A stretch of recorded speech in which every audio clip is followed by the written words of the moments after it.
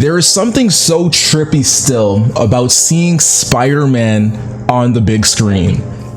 When I was a kid, this guy was a legend on TV, and I swear 8-year-old Fly Stewie would have lost his goddamn marbles if he saw Spider-Man today how he is.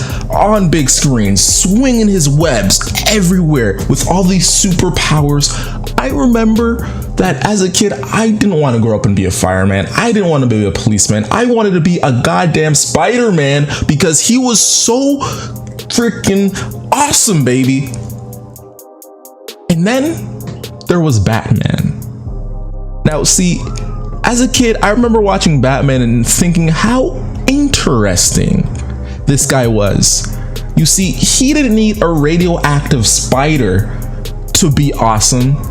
His superpower was just being rich. His superpower is being rich. He was just rich AF. This guy was so rich he could buy whatever he wanted, and he decided to buy himself a Batmobile that flies in the air because bank robbers need to get squished on nightly, and that's the only way to do it.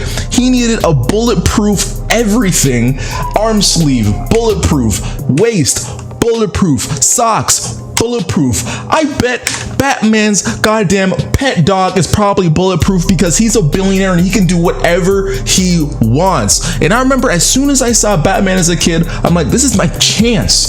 This Fly Stewie is your chance to become a superhero. How? By becoming rich. And using all of the NASA scientists, using the world's smartest minds, I have concocted a list of 5 things that you need to avoid in your 20s if you want to build wealth the way that 8-year-old Fly Stewie wanted to build wealth. Hi, it's your boy Fly Stewie, baby. And if you're listening to the podcast, make sure to leave a 5-star review on Apple, my friends, because it helps the algorithm. And if you're listening on YouTube, of course, comment down below and tell me who was your favorite superhero growing up. If it wasn't Spider-Man, and if it wasn't Batman, or if it wasn't Goku, then did you really have a childhood? Did you, buddy? Did you? But as further ado, let's get into it. The top 5 ways you need to, or top 5 things, however, you need to avoid in your 20s so that you do not go broke. And like, honestly, being in my 20s, I see this everywhere. I see this all the time. Finances in your 20s is tough because this is the real time you started accumulating money. It's the first time in your life you really started having money around you. And things that you didn't know were expensive are actually massively expensive. So, you just got a full-time job if you're out of school or you're in college still. What are the things that you need to avoid in your 20s if you're trying to accumulate wealth? Well, the first thing, my friend, is your house and rent expense. If you rent expensive, or if you buy a house that's over your budget, you are going to start feeling it. This is one of those things where a lot of people, they make these super conservative budgets for themselves, and then they lock themselves into some crazy sort of rental plan where they're spending way above how much they should. If you keep your rent as low as possible, obviously the lowest is still living with your parents, but if you don't want to live in your parents because you want your significant other to come through, or you want your friends to come through at night, and you want to live by yourself or with a roommate, keep your rent as low as possible. Whether that's a smaller place, or whether you're living with 27 different roommates all shared on the same bed. You need to keep your rent as low as possible. Or if you're buying a house, make sure that house is within your means. Me personally, I recommend probably for most people not buying a house unless you treat it as an investment. And what I mean by that is it needs to be in a popping area, and you need to live in there for a year, so when you leave you rent it out or something, or you rent it out with roommates. But most people shouldn't buy a house because people usually buy a house outside of their means, right? Because they see themselves living in it for the next 7 years. So like, yo, let me get this nice house now. It might appreciate. But remember 2008, what happened? The market crashed. Everyone lost their sheets in it. And they didn't make any money on their houses because their house prices dropped. that can always happen. It happens like every 20 years in the housing market, okay? If you're gonna buy a house, treat it as an investment, go in there, build it up, fix it up, rent it out or something like that, and treat real estate as an investment, not just a place where you live. Renting is probably better in your area, but that will be a different video. Number 2, money trap for people in their 20s. It has to be school debt. And this hurts. This literally hurts my soul. It hurts so much because I went to school, I got the 4-year degree, and I did it where it was only $7,000 a year. But depending on what school you go to, it could be 10 grand, 20 grand, and a really good school, 45 grand. So what I would say about school debt is this: if you're going to go into anything that's above 10 grand, 20 grand, make sure that you get that ROI, that return on your investment, by only going to a degree that pays you enough in the future. And we live in a world where we can literally go on Google, like, you know, maybe I should go on Google. Let's go on Google and like show you guys real quick.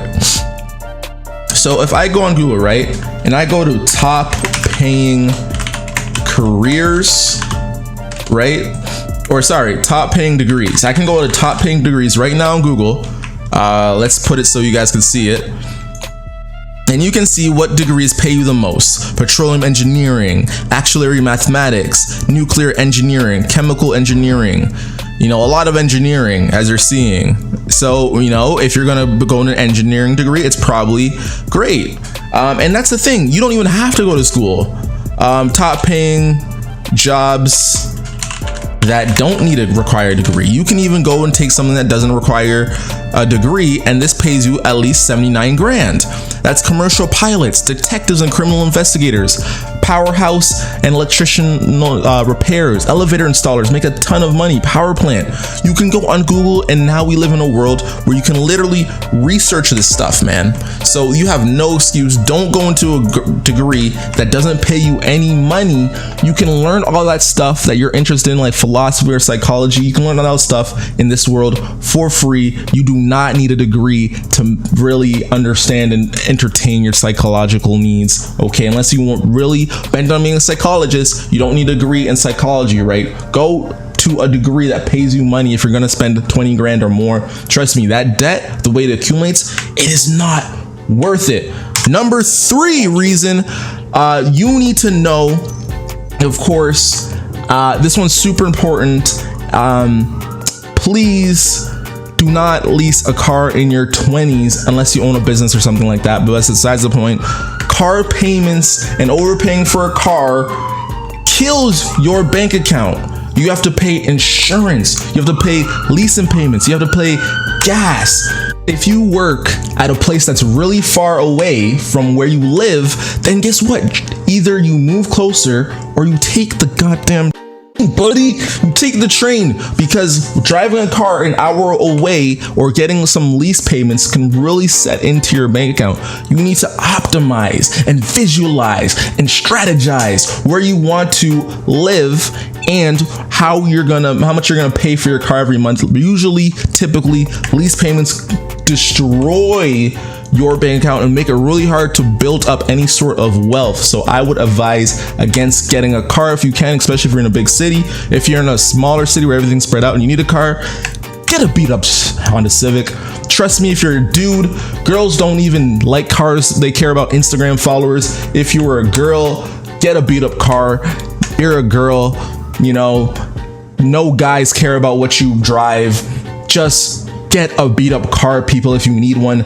Number 4 is the most important, is one of the biggest important ones, and I can't stress this enough. The biggest money trap, number 4, has to be your goddamn circle around you, people. I'm telling you, man, if you are around people who live a very expensive lifestyle, this could be your mom, this could be your girlfriend, this could be your pet, baby.